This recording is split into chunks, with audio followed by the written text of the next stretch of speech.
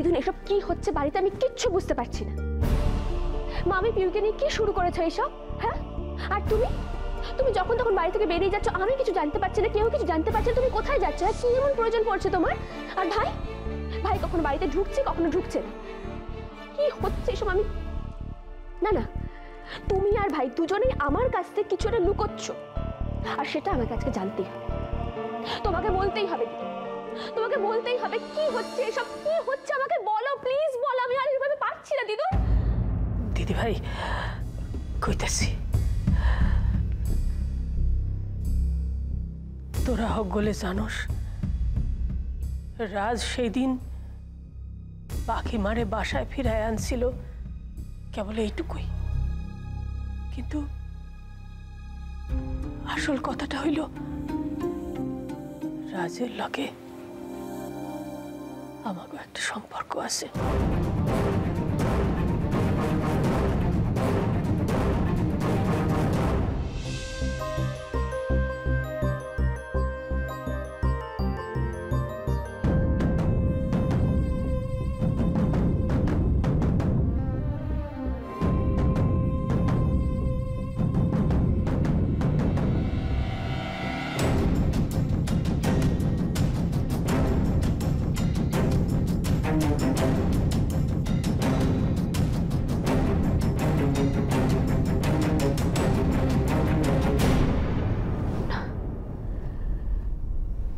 এটা হতে পারে না,